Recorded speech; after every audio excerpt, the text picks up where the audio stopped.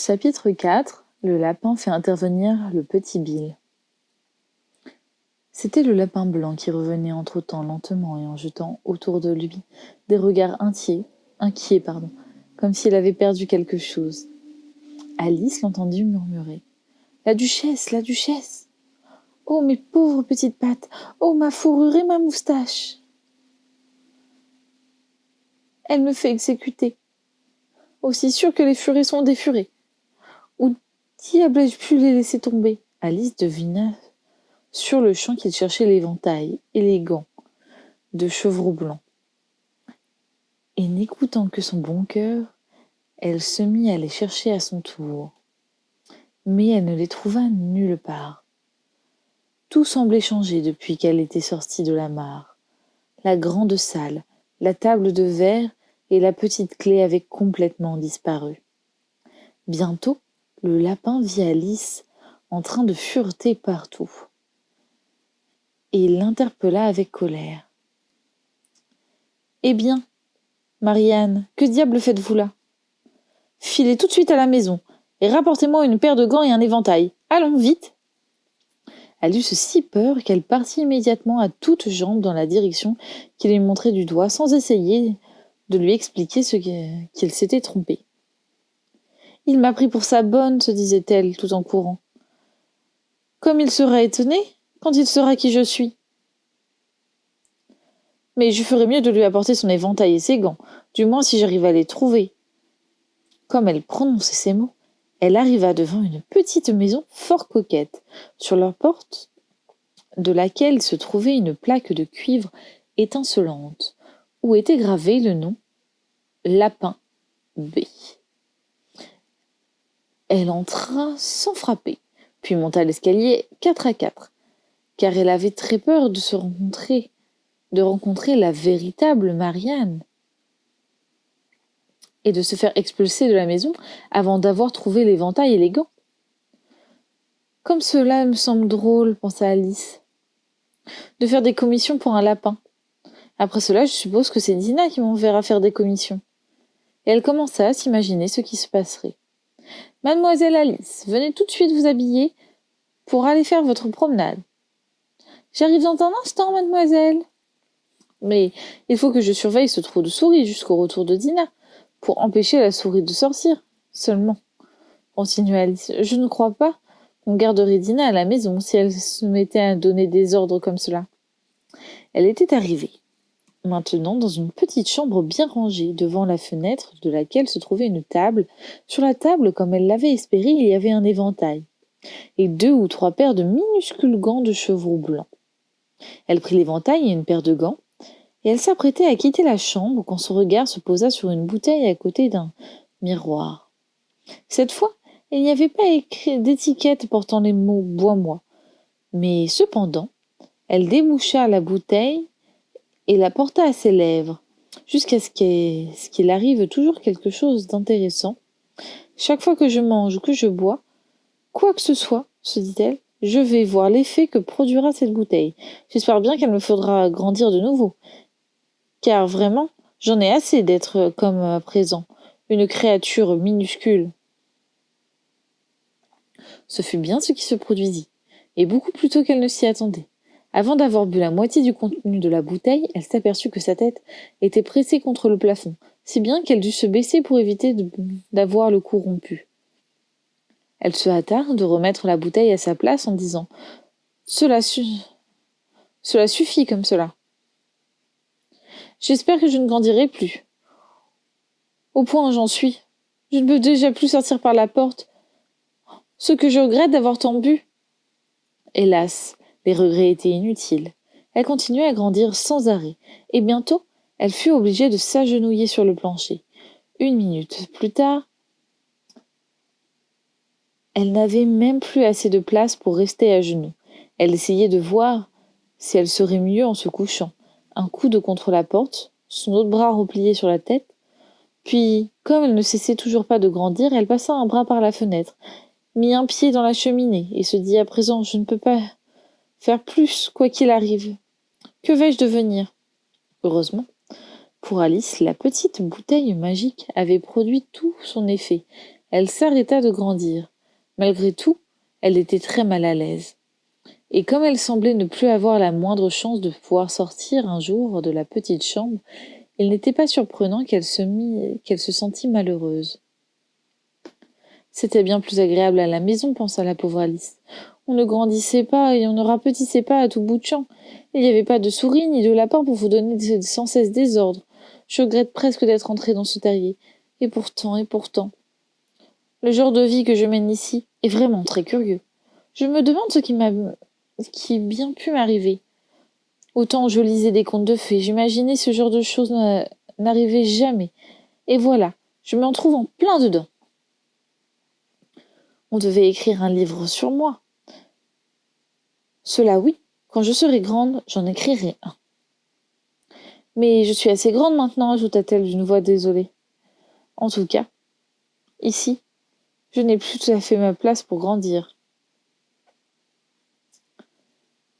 Mais alors, pensa Alice, est-ce que j'aurai toujours l'âge que j'ai aujourd'hui? D'un côté, ce serait bien réconfortant de ne jamais vieillir, de jamais devenir une vieille femme. Mais d'un autre côté, avoir des leçons à apprendre pendant toute ma vie, oh, je n'aimerais pas cela du tout. Ma pauvre Alice, ce que tu peux être sotte, se répondit-elle. Comment pourrais-tu apprendre des leçons ici? C'est tout juste il y a assez de place pour toi. Il n'y en a pas du tout pour un livre de classe. Elle continua de la sorte pendant un bon moment, tenant une véritable conversation à elle seule, en faisant alternativement les questions et les réponses. Puis, au bout de quelques minutes, elle entendit une voix à l'extérieur de la maison, et se tut pour écouter. « Marianne, Marianne !» disait la voix. « Apportez-moi mes gants tout de suite !» Ensuite, Alice entendit un bruit de pas pressés dans l'escalier. Elle comprit que c'était le lapin qui venait voir ce qu'elle devenait, et elle se mit à trembler, au point d'ébranler toute la maison, car elle avait oublié qu'elle était à présent 1000 fois plus grosse que le lapin, et qu'elle n'avait plus aucune raison d'en avoir peur. Bientôt, le lapin arriva à la porte et essaya de l'ouvrir, mais comme elle s'ouvrait vers l'intérieur, et comme le cou de la fillette était fortement appuyé contre le battant, cette tentative échoua. Alice entendit le lapin qui disait « Puisque c'est ainsi, je vais faire le tour et entrer par la fenêtre. »« Si tu crois que cela, tu te trompes, pensa-t-elle. Après avoir attendu le moment où elle crut entendre le lapin arriver juste sous la fenêtre, elle ouvrit brusquement la main et fit un grand geste comme pour attraper quelque chose. Elle n'attrapa rien. Mais elle entendit un cri perçant, un bruit de chute et de fracas, de verre brisé, d'où elle conclut que le lapin avait dû tomber sur un châssis à concombre ou quelque chose de ce genre. Puis résonna une voix furieuse, celle du lapin, en train de crier « Pat, Pat, où es-tu » Après quoi, une voix qu'elle ne connaissait pas répondit « Je suis là, pour sûr, en train d'arracher des pommes, votre honneur. » Ah, vraiment, en train d'arracher des pommes, répondit le lapin en colère. Arrive ici, viens m'aider à sortir de là. Nouveau fracas de débris de verre. Maintenant, dis-moi, Pat, que voit-on à la fenêtre? Pour sûr, c'est un bras, votre honneur. Un bras, imbécile. Qui n'a jamais vu un bras de cette taille? Ma parole. Il bouge complètement la fenêtre. Pour sûr, c'en est ben vrai, votre honneur. Mais c'est un bras tout de même. En tout cas, elle n'a rien à faire là. Va l'enlever. Cette conversation fut suivie d'un long silence, et Alice n'entendit plus que quelques phrases à voix basse, de temps à autre telles que « Pour sûr, je n'aime pas cela, votre honneur, du tout, du tout. » « Fais ce que je te dis, espèce de poltron. » Finalement, Alice ouvrit la main de nouveau et fit encore un grand geste comme pour attraper quelque chose. Cette fois, il eut 2 petits cris perçants et un nouveau fracas de bris de verre. Combien ont-ils donc de châssis à concombre, pensa Alice. Je me demande ce qu'ils vont faire à présent.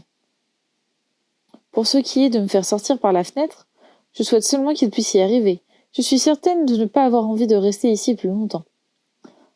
Pendant un moment, elle n'entendit plus rien. Puis vint le grondement sourd de petites roues de charrette et le bruit de plusieurs voix en train de parler en même temps. Elle distingua les phrases suivantes. « Où est l'autre échelle ? Voyons, je ne pourrai plus en apporter qu'une. C'est Bill qu'a l'autre. Bill, amène-la ici. Dressez-les à ce coin-là. Non, faut d'abord les attacher, bout à bout. »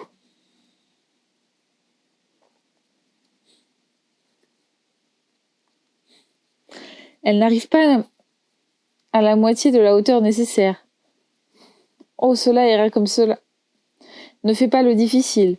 Tiens, Bill, attrape-moi cette corde. Est-ce que le toit supportera son poids ? Attention à cette ardoise qui s'est détachée. Celle-là y est, elle dégringole. Gare là-dessous. Grand fracas. Qui a cela ? C'est Bill, je pense. Qui va descendre dans la cheminée ? Moi, je ne marche pas. Vas-y, toi. Si c'est comme cela, je n'y vais pas non plus. C'est Bill qui doit descendre. T'entends, Bill ? Le maître dit que tu dois descendre dans la cheminée. Ah, vraiment ? Bill, tu dois descendre dans la cheminée, pensa Alice. Ma parole, c'est à croire que tout retombe sur le dos de Bill. Je ne voudrais rien au monde être à la place de Bill. Cette cheminée est étroite, c'est vrai, mais je crois que j'ai la place pour donner un petit coup de pied. Elle retira son pied de la cheminée aussi loin qu'elle le put, attendit jusqu'au moment où elle entendit les griffes d'un petit animal. Elle put deviner quelle sorte d'animal c'était. Agrippait les parois de la cheminée juste au-dessus d'elle, alors, en se disant « Voici Bill !» Elle donna un grand coup de pied et prêta l'oreille pour savoir ce qui allait se passer. D'abord, elle entendit plusieurs voix qui s'exclamaient en chœur. « Voilà Bill qui s'envole !» Voilà Bill qui s'envole. Puis, la voix du lapin seul. « Attrapez-le, vous, là-bas, près de la haie !» Puis il y eut un silence. Puis à nouveau un chœur de voix confuses. « Relevez-lui la tête, un peu d'eau de vie maintenant. Ne l'étouffez pas. » Comment cela s'est passé, mon vieux ? Qu'est-ce qui t'est arrivé ? Raconte-nous cela.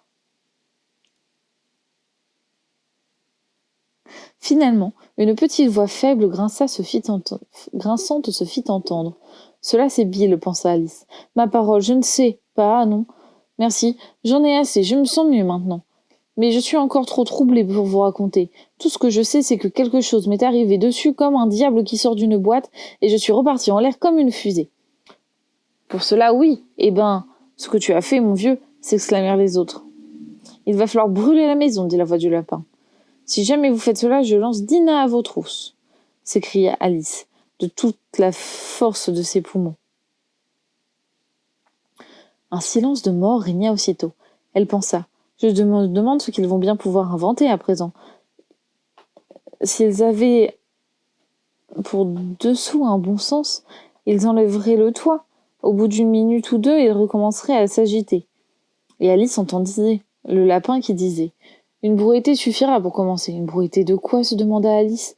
Mais elle ne tarda pas à être fixée, car une seconde plus tard, une grêle de petits cailloux s'abattit sur la fenêtre, et quelques-uns la frappèrent au visage.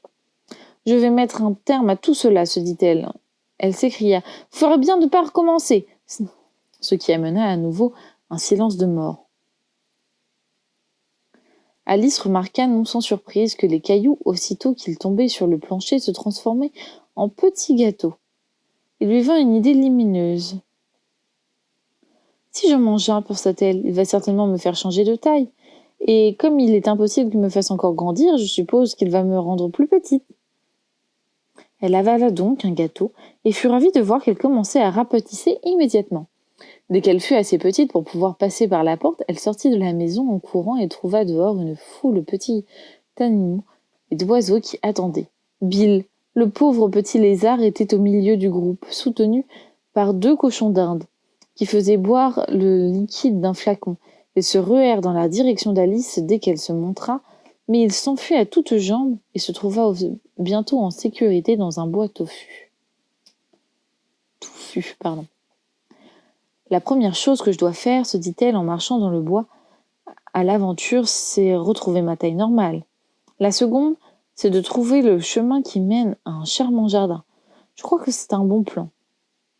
En vérité, ce plan semblait excellent, à la fois simple et précis. La seule difficulté, c'est qu'Alice n'avait pas la plus petite idée sur la manière de le mettre à exécution. Tandis qu'elle regardait autour d'elle avec inquiétude parmi les arbres, un petit aboiement sec, juste au-dessus de sa tête, lui fit lever les yeux en toute hâte. Un énorme chiot la regardait d'en haut avec de grands yeux ronds et essayait de la toucher en tentant timidement une de ses pattes. « Pauvre petite bête !» dit Alice d'une voix caressante. Elle faisait de gros efforts pour essayer de le siffler, mais en réalité, elle avait terriblement peur à l'idée qu'il pouvait avoir faim, car dans ce cas, il aurait pu tout aussi bien la dévorer malgré ses cajoleries. Sans trop savoir ce qu'elle faisait, elle ramassa un bout de bâton et lui tendit. Alors, le chiot fit un saut en l'air avec les 4 pattes, en jappant de plaisir, puis il se jeta sur le bâton qu'il fit mine de vouloir mettre en pièces. Alors Alice s'esquiva derrière un grand chardon pour éviter d'être renversée. Mais dès qu'elle se montra de l'autre côté du chardon, le petit chien se précipita de nouveau sur le bâton. Il fit la cabriole dans sa hâte de s'en emparer. Alors Alice, qui n'avait nettement l'impression de jouer avec un cheval de trait et s'attendait à être piétinée à tout moment d'un moment à l'autre, s'esquiva de nouveau derrière le chardon. Sur quoi le chiot exécuta une série de courtes attaques contre le bâton, avançant très peu et reculant beaucoup à chaque fois, sans cesser d'aboyer d'une voix rauque. Finalement, il s'assit à une assez grande distance, haletant la langue pendante et ses yeux mi-clos. Alice jugea qu'elle avait la bonne occasion de se sauver. Elle partit sans plus attendre et courut jusqu'à ce qu'elle fût épuisée, hors d'haleine, et que l'aboiement du chiot ne résonna plus que très faiblement dans le lointain. « Pourtant, quel charmant chiot c'était !» dit Alice, en s'appuyant contre un bouton d'or pour se reposer, et en s'éventant avec l'une de ses feuilles. « J'aurais bien aimé lui apprendre à faire des tours, si seulement j'avais eu la taille qu'il faut pour cela. Oh mon Dieu, j'avais presque oublié que je dois grandir à nouveau. Voyons, comment est-ce que je vais m'y prendre ? Je suppose que je devrais manger ou boire quelque chose. Mais la grande question est quoi ? » La grande question était certainement quoi ? Alice regarda les fleurs et les brins d'herbe autour d'elle, sans rien voir qui ressemblât à la chose qu'il fallait manger ou boire compte tenu des circonstances. Tout près d'elle se dressait un champignon, à peu près de sa taille. Quand elle eut regardé sous le champignon, derrière le champignon, des 2 côtés des champignons, l'idée lui vint qu'elle pourrait regarder également ce qu'il y avait dessus. Elle se dressa sur la pointe de ses pieds, jeta un coup d'œil attentif, et son regard rencontra immédiatement celui d'une grosse chenille bleue, assise, les bras croisés, fumant tranquillement un long narguilé, sans prêter la moindre attention à Alice, ou à quoi que ce fût.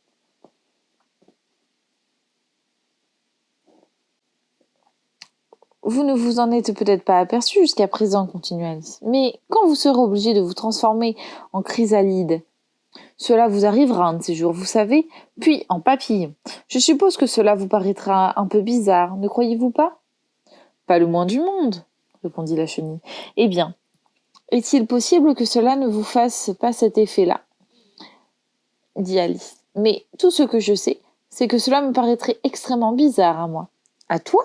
fit la chenille d'un ton de mépris. « Mais qui es-tu, toi ?» Ce qui les ramenait au début de leur conversation. Alice, un peu irritée de ce que la chenille lui parla si sèchement, se redressa de toute sa hauteur et déclara d'un ton solennel. « Je crois que c'est vous qui devriez d'abord me dire qui vous êtes. »« Pourquoi ?» répliqua la chenille. La question était fort embarrassante. Comme Alice ne trouvait pas de bonne raison, et comme la chenille semblait d'être d'humeur très désagréable, elle lui tourna le dos et s'éloigna. « Reviens !» lui cria la chenille. « J'ai quelque chose d'important à te dire. » Ceci semblait plein de promesses, certainement. Alice fit demi-tour et revint. « Reste calme, » déclara la chenille. « C'est tout ?» demanda Alice, en maîtrisant sa colère de son mieux. « Non, » répondit la chenille. Alice pensa qu'elle pourrait aussi bien attendre, puisqu'elle n'avait rien d'autre à faire. Et peut-être qu'après tout, la chenille lui dirait quelque chose qui vaudrait la peine d'être entendu. Pendant quelques minutes, la chenille fuma en silence. Puis finalement, elle décroisa ses bras, retira le narguilé de sa bouche et dit donc, tu crois que tu es changé, n'est-ce pas? J'en ai peur, madame, je suis incapable de me rappeler les choses comme avant, et je ne conserve pas la même taille 10 minutes de suite. Quelles sont les choses que tu ne peux pas te rappeler? Eh bien, j'essayais de réciter, voyez comme la petite abeille, mais c'est venu tout différent de ce que c'est en réalité, répondit Alice d'une voix mélancolique. Récite-moi.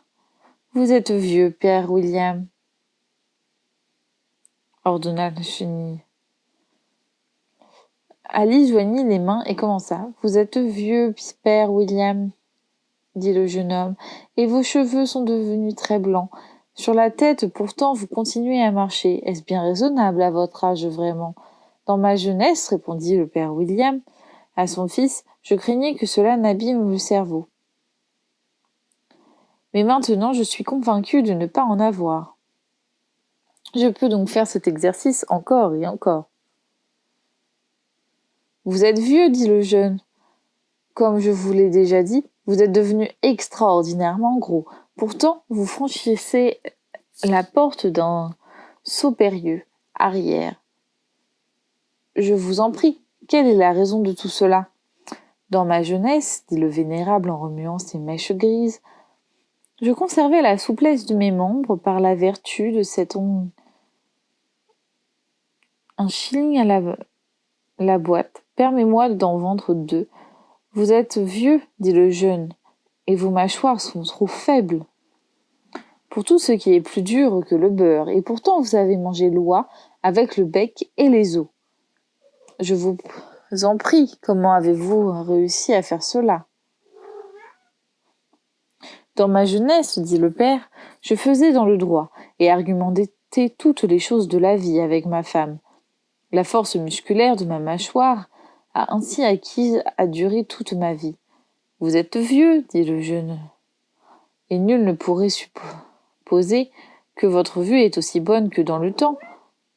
Sur le bout de votre nez, et pourtant vous tenez en équilibre une aiguille. Qu'est-ce qui vous a fait si habile? J'ai répondu à 3 questions, et cela suffit, dit le père. Ne te donne pas des airs. Penses-tu que je peux écouter chaque jour de telles bêtises? File, ou je te fais descendre les escaliers avec mon pied. Cela n'est pas du tout cela, fit observer la chenille. Pas du tout, pas tout à fait cela. J'en ai bien peur. Alice, dit timidement Alice, il y a quelques mots qui ont été changés. C'est faux, du début à la fin, affirma la chenille d'un ton sans réplique. Il y eut quelques minutes de silence. La chenille fit la première à reprendre. Quelle taille veux-tu avoir? Oh, je ne suis pas particulièrement difficile pour ce qui est de la taille, répondit vivement Alice. Ce que je n'aime pas, c'est d'en changer si souvent, voyez-vous? Je ne vois pas, répondit la chenille. Alice garda le silence. De toute sa vie, jamais elle n'avait été. Qu'est-ce qui vous a fait si habile? J'ai répondu à 3 questions, et cela suffit, dit le père. Ne te donne pas des airs. Penses-tu que je peux écouter chaque jour de telles bêtises? File, ou je te fais descendre les escaliers avec mon pied. Cela n'est pas du tout cela, fit observer la chenille. Pas du tout, pas tout à fait cela. J'en ai bien peur.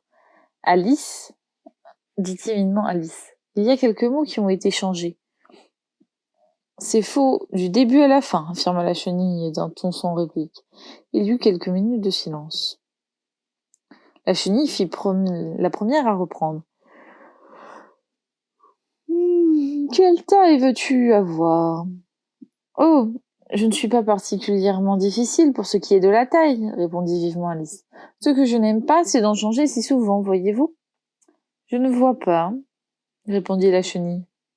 Alice garda le silence. De toute sa vie, jamais elle n'avait été contredite tant de fois, elle sentait qu'elle allait perdre son sang-froid. « Es-tu satisfaite de ta taille actuelle ?» demanda la chenille. « Ma foi, si vous n'y voyez pas d'inconvénient, j'aimerais bien être un tout petit peu plus grande. 8 centimètres de haut, c'est vraiment une bien piètre taille. » « Moi, je trouve que c'est une très bonne taille, » répliqua la chenille d'un ton furieux. En se dressant de toute sa hauteur, elle mesurait exactement 8 centimètres. « Mais moi, je n'y suis pas habituée, » dit Alice d'une voix pitoyable afin de s'excuser, et elle pensa « Je voudrais bien que toutes ces créatures ne se vexent pas si facilement. »« Tu t'y habitueras à la longue, » affirma la chenille. Après quoi, elle porta le narguilé à sa bouche et se remit à fumer.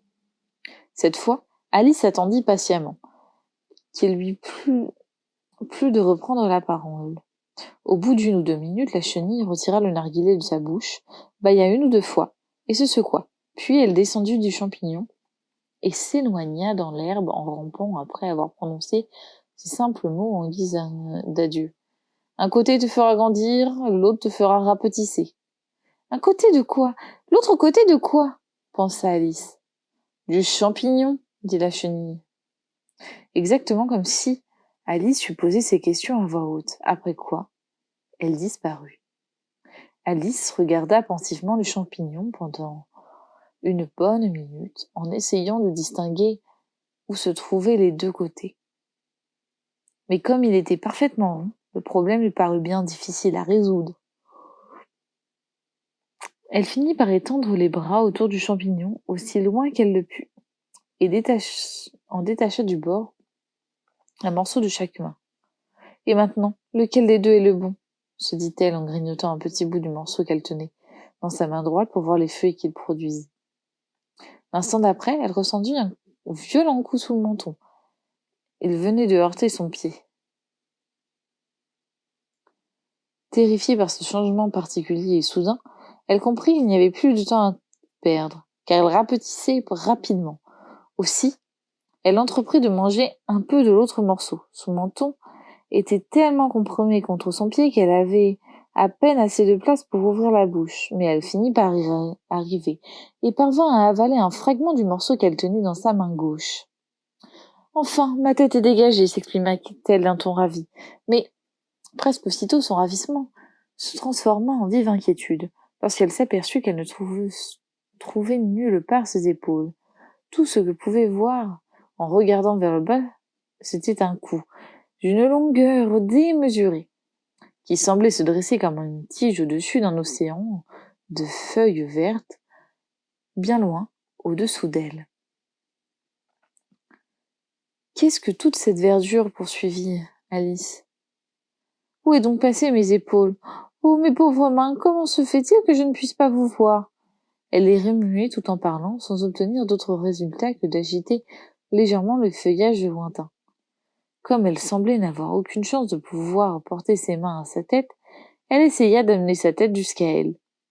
Et elle fut enchantée de découvrir que son cou se tordait aisément dans toutes les directions, comme un serpent. Elle venait juste de réussir à le courber vers le sol, en décrivant un gracieux zigzag et s'apprêtant à plonger au milieu de feuillages dont elle découvrait qu'ils n'étaient d'autres que les cimes des arbres sous lesquels elle s'était promenée quelque temps plus tôt, lorsqu'un sifflement aigu la fit reculer en toute hâte.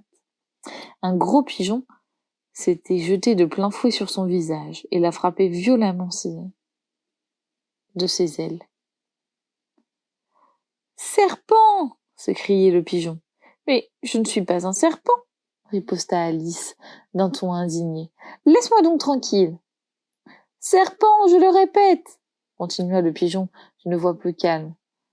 Puis, il ajouta avec une sorte de sanglot. « J'ai tout essayé, mais rien ne semble les satisfaire. »« Je ne comprends pas du tout de quoi vous parlez, » dit Alice. « J'ai essayé les racines des arbres, j'ai essayé les talus, j'ai essayé les haies, » continua le pigeon sans prêter attention à elle. « Mais ces serpents, impossible de les satisfaire. » Alice était de plus en plus intriguée. Cependant, elle pensa qu'il était inutile de prononcer un mot de plus avant que le pigeon eût fini de parler. « Comme si je n'avais pas assez de mal à couver les œufs, » poursuivit-il.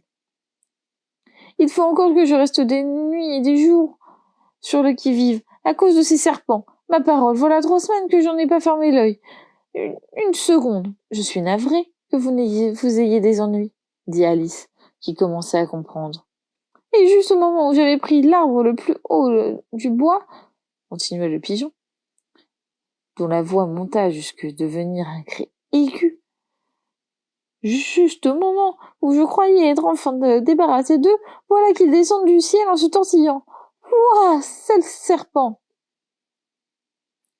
Mais je vous répète que je ne suis pas un serpent. Je suis. Eh bien, dites-moi que vous êtes. » « Je suis, dit le pigeon. Je vois bien que vous essayez d'inventer quelque chose. Je suis une petite fille, dit Alice d'une voix hésitante, car elle se rappelait tous les changements qu'elle avait subis ce jour-là. Comme c'est vraisemblable, s'exclama le pigeon d'un ton profondément méprisant. J'ai vu pas mal de petites filles dans ma vie, mais aucune n'avait un coup pareil. Non, vous êtes un serpent, inutile de le nier. Je suppose que vous allez me raconter aussi que vous n'avez jamais goûté à un œuf. J'ai certainement goûté à des œufs, répliqua Alice, qui était une enfant très franche. Mais voyez-vous, les petites filles mangent autant d'œufs que les serpents. Je n'en crois rien, dit le pigeon. Pourtant, si c'est vrai, alors que les petites filles sont une espèce de serpent, c'est tout ce que je peux dire. Cette idée tellement nouvelle pour Alice qu'elle resta sans mots pendant 1 ou 2 minutes. Ce qui donna au pigeon l'occasion d'ajouter. Je sais très bien ce que vous cherchez, des œufs, dans ces conditions. Qu'est-ce que cela peut me faire que vous soyez une petite fille ou un serpent? Cela me fait beaucoup à moi, dit Alice, vivement. Mais il se trouve justement que je ne cherche pas d'œufs. D'ailleurs, si j'en cherchais, je ne voudrais pas de vos œufs. À vous, je ne les aime pas lorsqu'ils sont crus. Eh bien, allez-vous-en alors, grommela le pigeon d'un ton maussade, en s'installant de nouveau dans son nid. Alice s'accroupit parmi les arbres, non sans peine, car son cou s'empêtrit continuellement dans les branches, et de temps en temps elle était obligée de s'arrêter pour le dégager. Au bout d'un moment, elle se rappela qu'elle tenait encore dans ses mains les 2 morceaux de champignons. Alors, elle se mit prudemment à la besogne de grignoter tantôt l'un, tantôt l'autre, parfois devenant plus grande, parfois devenant plus petite, jusqu'à ce qu'elle réussisse à retrouver sa taille habituelle. Il y avait si longtemps qu'elle n'avait pas approché de cette taille normale, qu'elle se sentit d'abord toute drôle. Mais elle s'y habitua en quelques minutes et commença à parler toute seule selon son habitude. Et voilà, j'ai réalisé la moitié de mon plan. Comme tous ces changements sont déconcertants, d'une minute à l'autre, je ne sais jamais ce que je vais être. En tout cas, je retrouvais ma taille normale. Je reste maintenant à pénétrer le beau jardin. Et cela, je me demande comment je vais m'y prendre. En disant cela, elle arriva brusquement dans une clairière où se trouvait une petite maison haute d'1,20 m environ. Quels que soient les gens qui y habitent, pensa Alice, cela ne serait pas de faire de leur rendre visite. Grande comme je suis, ils en mourraient de peur, c'est sûr. Elle se remit donc à grignoter le morceau qu'elle tenait dans sa main droite et ne s'aventura plus près de la maison que lorsqu'elle eut ramené sa taille à 20 centimètres. Chapitre 6. Porc et poivre.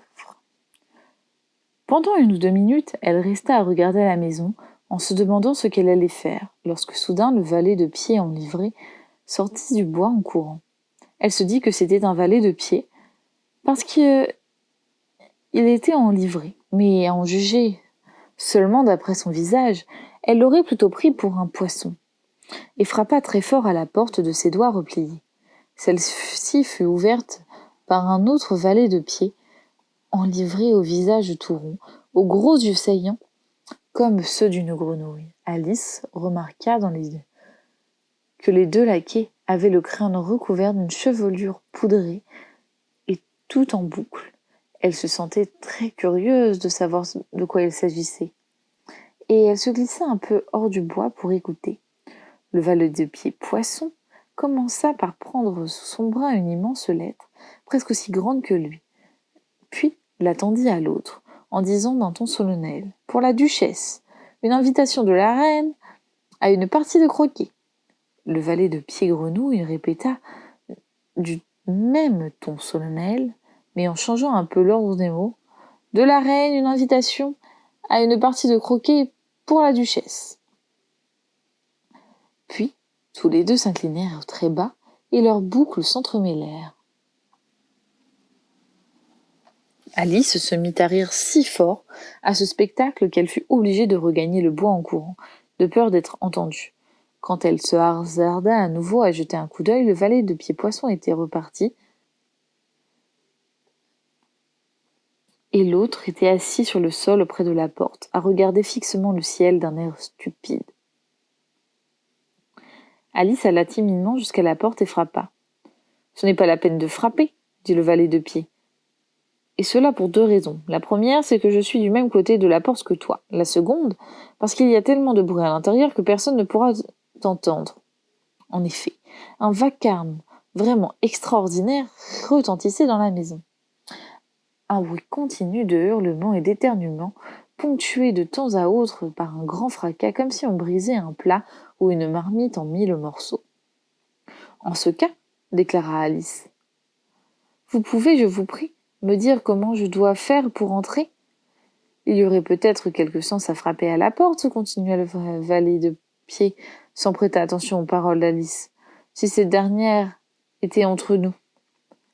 Par exemple, si tu étais à l'intérieur, tu pourrais frapper, et moi, vois-tu, je pourrais te faire sortir. Et ne cessait pas de regarder le ciel tout en parlant. Qu'est-ce qu'Alice trouvait parfaitement impoli. Après tout, pensa-t-elle, peut-être qu'il ne peut pas faire autrement. Il a les yeux si près du haut de la tête. Mais du moins, il pourrait répondre aux questions qu'on lui pose. « Comment dois-je faire pour entrer ?» répéta-t-elle à haute voix. « Je vais, déclara le valet, rester assis jusqu'à demain. » À cet instant, la porte de la maison s'ouvrit. D'une grande assiette fendit l'air, tout droit vers la tête du valet de Pied qui, elle lui effleura le nez, pour se briser enfin contre un arbre qui se trouvait derrière lui. « Ou après-demain, peut-être, » continua-t-il sur le même ton, exactement comme si de rien ne s'était passé. « Comment dois-je faire pour entrer ?» demanda Alice, en élevant la voix.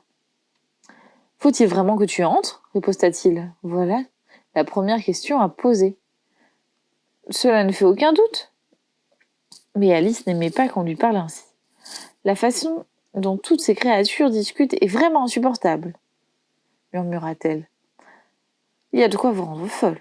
Le valet de Pied put penser que c'était le bon moment de répéter sa remarque avec des variantes. « Je resterai assis ici, sans désemparer, dit-il, pendant des jours et des jours. »« Mais moi, que dois-je faire ?» demanda Alice. « Ce que tu voudras, » répondit-il en se mettant à siffler. « Oh, il est inutile de parler !» s'exclama Alice en désespoir de cause. « Il est complètement idiot. » Sur ces mots, elle ouvrit la porte et entra. La porte donnait directement sur une grande cuisine complètement enfumée. La duchesse, assise sur un tabouret à 3 pieds, était en train de bercer un bébé. La cuisinière, penchée au-dessus du feu, remuait le contenu d'un chaudron qui paraissait rempli de soupe. « Il y a certainement trop de poivre dans cette soupe, » parvint à dire Alice tout en éternuant tant qu'elle pouvait. Il y en avait certainement beaucoup trop dans l'air. La duchesse elle-même éternuait de temps à autre. Le bébé éternuait. Il braillait alternativement, sans interruption. Les seuls occupants de la cuisine qui n'éternuaient pas étaient la cuisinière et le gros chat, allongé devant l'âtre, qui souriait jusqu'aux oreilles. « S'il vous plaît, madame, » demanda Alice assez timidement, car elle n'était pas très sûre qu'elle fût très polie de parler la première. « Pourriez-vous me dire pourquoi votre chat sourit comme cela ?»« C'est un chat du Cheshire. Cheshire, pardon. »« Voilà, » répondit la duchesse. « Cochon !» Elle prononça ce dernier mot avec violence si soudaine qu'Alice sursauta. L'instant d'après, Elle vit que le mot s'adressait au bébé, et non pas à elle. C'est pourquoi elle reprit courage et continua. Je ne savais pas que les chats du Cheshire souriaient toujours. En fait, je ne savais pas que les chats étaient capables de sourire. Ils en sont tous capables, et la plupart d'entre eux le font. Je ne savais pas qu'il y en eût un seul au monde capable de le faire, dit Alice très poliment, toute heureuse de voir que la conversation était engagée. Tu n'as pas vu grand-chose, c'est un fait. Le ton de cette remarque déplut beaucoup à Alice, qui pensa qu'il faudrait peut-être mieux passer à autre chose.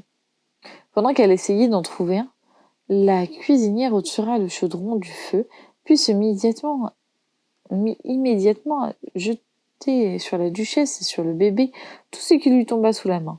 D'abord vinrent la pelle, les pincettes, le tisonnier. Ensuite, ce fut une affaire de casseroles, d'assiettes, de plats.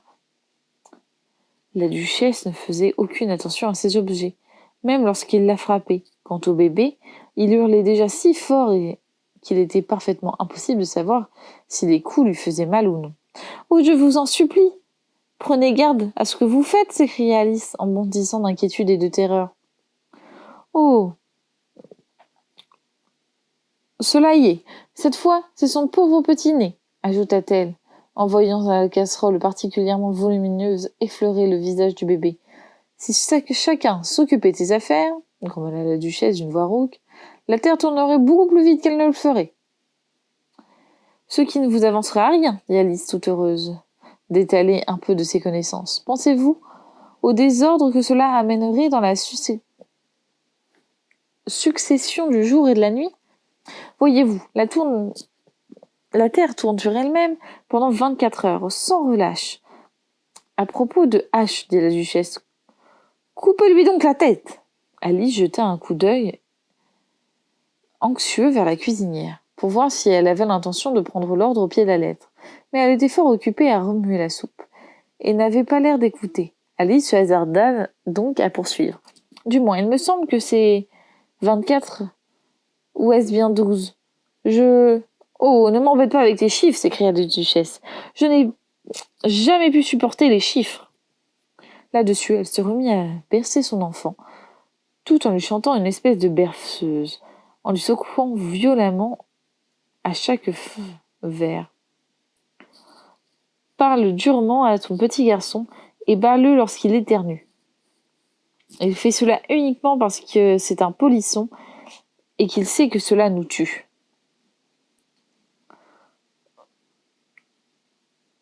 Auquel se joignirent la cuisinière et le bébé. Ouh. Pendant tout le temps que la duchesse chantait la seconde strophe de la chanson, elle n'arrêtait pas de balloter violemment le bébé de haut en bas. Et le pauvre petit hurlait si fort qu'Alice put à peine distinguer les paroles.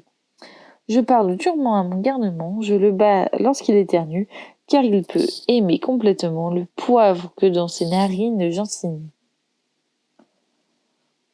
Ouh, tiens, tu peux le bercer un peu, si tu veux, dit la duchesse. Alice en lui jetant le bébé comme un paquet. Il faut que j'aille m'apprêter pour la partie de croquet de la reine. Et elle sortit vivement de la pièce. La cuisinière lui lança une poêle à frire au moment où elle franchissait la porte, et la manqua de peu. Alice eut du mal à saisir le bébé qui avait une forme bizarre, et qui étendait les bras et les jambes dans toutes les directions. Exactement comme une étoile de mer, pensa-t-elle. Le pauvre petit grognait aussi bruyamment qu'une machine à vapeur quand elle l'attrapa, et ne cessait de se tortiller comme un ver, si bien que pendant les 2 premières minutes, tout ce qu'elle put faire fut de l'empêcher de tomber. Dès qu'elle eut compris comment il fallait s'y prendre pour le tenir, c'est-à-dire en faisant une espèce de nœud, puis le saisir par l'oreille droite, par le pied gauche pour l'empêcher de se dénouer, elle l'emporta en plein air. Si je n'emmène pas cet enfant avec moi, songea-t-elle, elles ne manqueront pas de le tuer d'ici un jour ou 2. Et ce sera un véritable crime de l'abandonner ici. Elle prononça ces derniers mots à voix haute, et le bébé poussa une réponse, un grognement. Il avait cessé d'éternuer à présent. « Ne grogne pas, » dit Alice. « Cela n'est pas une façon convenable de s'exprimer. » Le bébé poussa un second grognement, et elle regarda bien en face d'un air inquiet pour voir quel était le problème. Sans aucun doute, son nez extrêmement retroussé ressemblait davantage à un groin qu'à un véritable nez. D'autre part, ses yeux étaient bien petits pour des yeux de bébé. Dans l'ensemble, l'aspect de ce nourrisson déplaisait beaucoup à Alice. Mais peut-être étaient-ce uniquement ses sanglots, pensa-t-elle, et elle examina ses yeux de très près pour voir s'il y avait des larmes. Et non, il n'y en avait pas. « Si jamais tu te transformes en cochon, mon chéri, » déclara Alice d'un ton sérieux, « je ne m'occuperai plus de toi. Fais attention à mes paroles. » Le pauvre petit sanglota de nouveau, ou grogna, puisqu'il était impossible de faire la différence, et tous deux poursuivirent leur route, quelque temps en silence. Alice commençait à se dire « Que vais-je faire de cette créature lorsque je le ramenai loin de la maison ?» lorsque le bébé poussa un nouveau grognement si fort que cette fois elle examina à nouveau son visage avec inquiétude. Il n'y avait pas moyen de s'y tromper. Cette fois, c'était bel et bien un cochon. Elle sentit qu'il serait parfaitement absurde de le porter plus loin. Elle déposa donc la petite créature sur le sol et fut soulagée de le trottiner tranquillement vers le bois, où il pénétra. S'il avait grandi, se dit-elle, ça aurait fait un enfant horriblement laid. Mais je trouve que cela fait un assez joli cochon. Se mit-elle à penser aux enfants de sa connaissance qui auraient fait de très jolis cochons. Et elle était en train de songer. Si seulement on savait comment s'y prendre pour les transformer, lorsqu'elle sursauta légèrement en voyant le chat du Cheshire assis sur une branche d'arbre à quelques mètres d'elle. Le chat se contenta de sourire en voyant Alice. Elle lui trouva un l'air fort aimable. Pourtant, elle avait des griffes extrêmement longues et un très grand nombre de dents. Aussi, elle sentit qu'elle devait le traiter avec respect. Minet du Cheshire, commença-t-elle assez timidement, car elle ne savait pas trop si ce nom lui plairait. Le chat se contenta de sourire plus largement. Allons, jusqu'ici, il est satisfait, pensa Alice, qui continua. Voudriez-vous me dire, s'il vous plaît, quel chemin je dois prendre pour m'en aller d'ici ? Cela dépend de beaucoup d'endroits où tu veux aller, répondit le chat. Peu m'importe l'endroit, dit Alice. En ce cas, peu importe la route que tu prendras, répliqua-t-il. Pourvu que j'arrive quelque part, ajouta Alice en guise d'explication. Oh, tu ne manqueras pas d'arriver quelque part si tu marches assez longtemps. Alice comprit que c'était indiscutable. En conséquence, elle essaya une autre question. Quelle espèce de gens trouve-t-on dans ces parages ? Dans cette direction ? Si, répondit le chat, en faisant une vague geste de la patte droite, habite un chapelier. Et dans cette direction-là ? Il fit un geste de sa patte gauche. Habite un lièvre de Mars. Tu peux aller rendre visite à l'un ou à l'autre. Ils sont fous tous les deux. Mais je ne vais pas aller parmi les fous, fit remarquer Alice. Impossible de faire autrement, dit le chat. Nous sommes tous fous ici. Je suis fou, tu es folle. Comment savez-vous que je suis folle ? demanda Alice. Tu dois l'être, répondit le chat. Autrement, tu ne serais pas venue ici.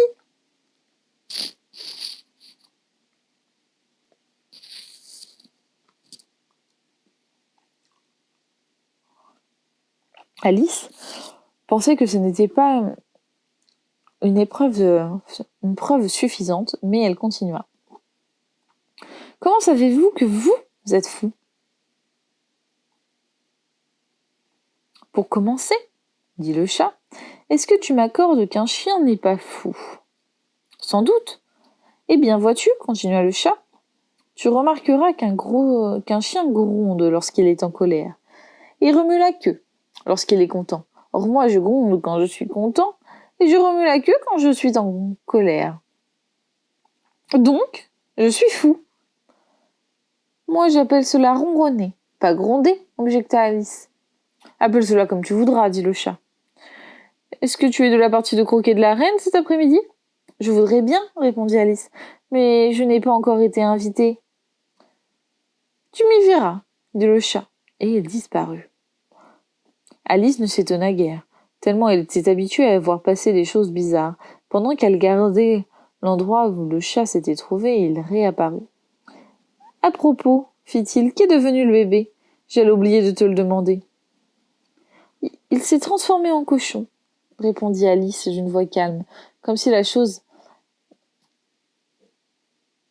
c'était la chose la plus naturelle au monde. Cela ne m'étonne pas, déclara le chat. Et il disparut à nouveau. Alice attendit encore un peu dans l'espoir de le voir réapparaître. Mais il n'en fit rien. Au bout d'1 ou 2 minutes, elle s'en alla vers l'endroit qu'on lui avait dit qu'habitait le lièvre de Mars. « J'ai déjà vu des chapeliers, se dit-elle. Le lièvre de Mars sera beaucoup plus intéressant à voir. Comme nous sommes en mai, peut-être qu'il ne sera pas fou furieux, du moins peut-être sera-t-il moins fou qu'il ne l'était en mars. » Comme elle prononçait ces mots, elle leva les yeux, et voilà qu'elle aperçut à nouveau le chat, assis sur une branche. « Est-ce que tu as dit cochon ou cocon ?» demanda-t-elle. « J'ai dit cochon, » répondit Alice. « Et je voudrais bien que vous n'apparaissiez pas et ne disparaissiez pas si brusquement, cela me fait tourner la tête. »« C'est bon, » dit le chat, et cette fois, il disparut très lentement, en commençant par le bout de la queue et finissant par le sourire, qui persista un bon bout de temps après que le reste de l'animal eut disparu. « Ma parole, pensa Alice, j'ai si souvent vu un chat sans sourire, mais jamais un sourire sans un chat. C'est la chose la plus curieuse que je n'ai jamais vue de ma vie. » Avant d'être allée loin, elle aperçut la maison du lièvre de Mars. Du moins, elle pensa que c'était bien sa maison, que les cheminées étaient en forme d'oreilles et le toit couvert d'une fourrure grise de chaume.